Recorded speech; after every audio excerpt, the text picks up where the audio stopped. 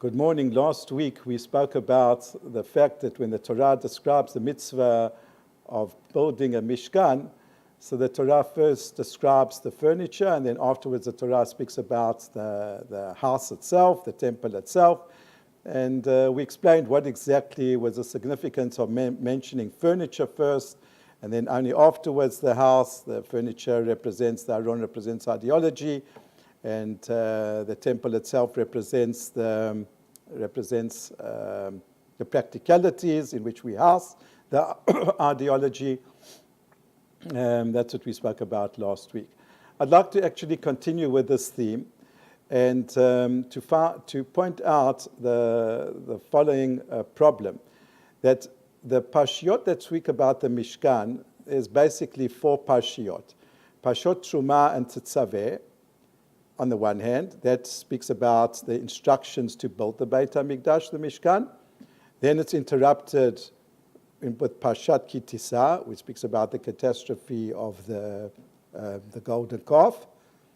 And afterwards, the Torah speaks in Parshat Vayakel and Pekudei, again two Parshiot, which speaks about the actual building and the implementing of the instructions that were given to Moshe.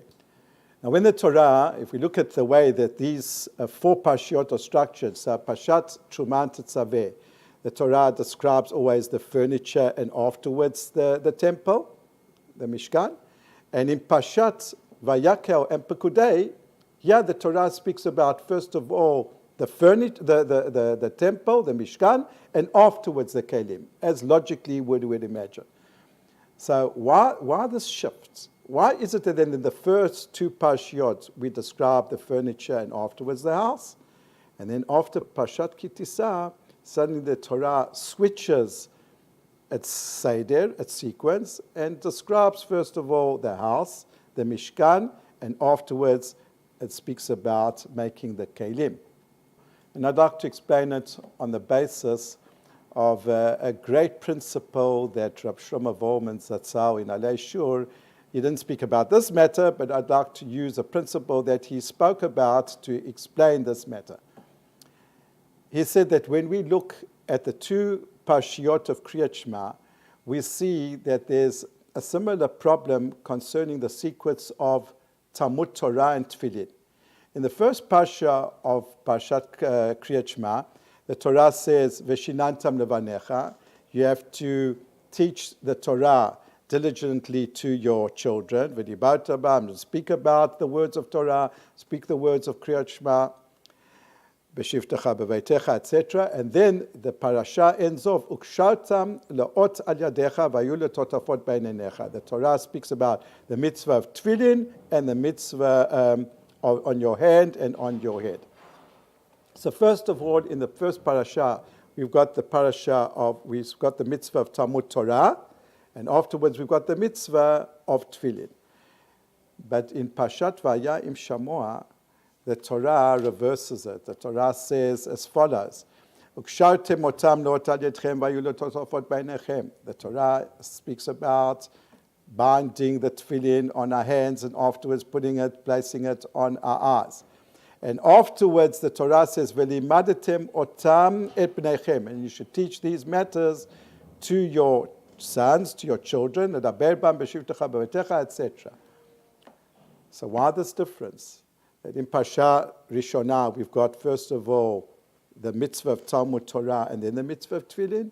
And in Parshat Vaya'im Shamoah, what we've got the Parsha of Tefillin first, and afterwards only the Parsha of Talmud Torah. So Rav Wolbe says, he explains like this. He says, ideally what we should do is, our service of Hashem should be that we build, first of all, our inner world.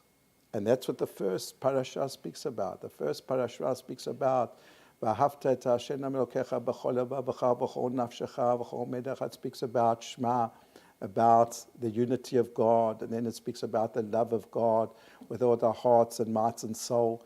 And then when that ideology and those principles of faith are strong, and then what we do is we move from absorbing to sharing it with our children. And then there's a practical way in which we implement and we continue this ideology by putting on the tefillin, reminding us of our inner world, which we have built up by accepting the Yichud of Hashem.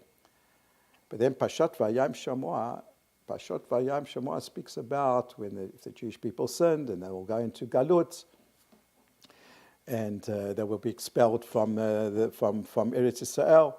So what does a person do when the inner world is broken?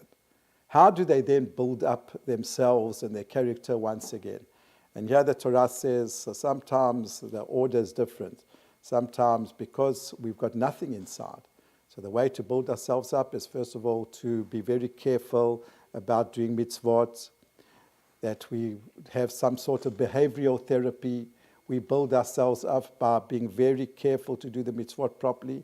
And when we do the mitzvot properly over a long period of time, so then slowly but surely our inner world gets built up, reconstructed once again, and then we move from tefillin to once again to be able to learn Torah properly and afterwards to impart it to our children. And the same thing exactly is happening in this Parshiot. Parshat Truma and Tetzaveh are two Parshiot that speak about before the Jewish people fell in the time of the Chet HaEgel. Therefore, they had, after Matan Torah, an inner great world. And in the inner great world, as we said before, the ideology and the Aron comes before the structure itself. But after Chet HaEgel, when there was a collapse of the Jewish people, the whole inner world really was broken. The way that we build up our inner world once again is first to speak about the structure, to speak about the practicalities, to speak about the mitzvot and tefillin, and then afterwards speak about the kelim, which is then the aron, etc. So that's the reason that there's a difference between the order in which it's described in Parshat Truma and Tetzaveh on the one hand, and Vayakel and Pekudei on the others. Should have a Shabbat Shalom.